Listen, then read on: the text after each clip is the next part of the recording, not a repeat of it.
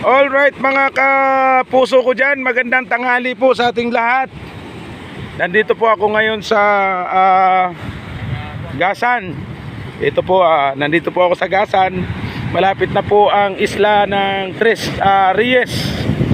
Yan po yung tatlong isla na matatagpuan dito sa Gasan.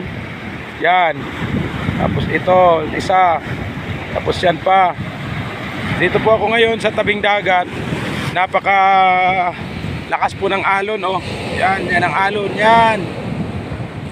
Napakalakas po ng alon dito, kaya maganda po mamangka ngayon. Kaso lang, dahan-dahan kapag dating dito dahil tingnan nyo naman guys ang namumuti yung alon talaga. Napakalalaki. Dahil habagat po ngayon kaya ganon.